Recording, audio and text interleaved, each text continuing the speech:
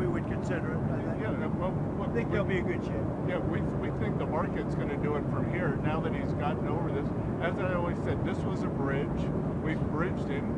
Thanks to President Trump's support, he did better than anyone ever expected. The Peronists said it wasn't a fair election because we were running against Donald Trump too. And now I think the market is going to take care of itself and it's going to have a lot of confidence in his policies and the way forward. The polls were very wrong on that election. I mean, the polls really got it wrong. That was an election they said was going to be lost, and not only was it won, but it was won by a lot. And maybe we did help. I hope we helped. Sir, for you or Secretary Rubio, over the weekend, Israel assassinated a military official of the Palestinian Islamic Jihad movement. Does that violate the ceasefire law between Israel and Hamas, or are they treated as a separate group? You're talking about the strike against the Palestinian Jihad individual? Yes. Yeah, look, Israel didn't surrender its right to self-defense.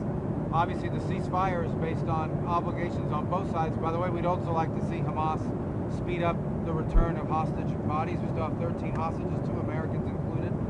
But we don't view that as a violation of the ceasefire. They have a right if there's an imminent threat to Israel, and all the mediators agree with that. How transparent is the Trump administration? You got Scott, you got Jameson, you got Marco.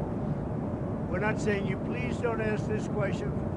You can ask anything you want. There's never been anything like this. Do you agree with that? Well, I just wanted to ask a clarifying question from my earlier thing. You said 5 Fed candidates. That's Waller, Hassett, Warsh, Ryder, and Bowman, right? Reader, and Bowman. Okay. All right, thank you. I just wanted to clarify. Whether a surprise 5th, and you added a surprise 6 occasionally with Secretary Bessent. He likes what he's doing too. I don't think you couldn't pull him out of there no matter what. It's like Caroline. How's Caroline doing? Good? Would you say she's doing good or just okay?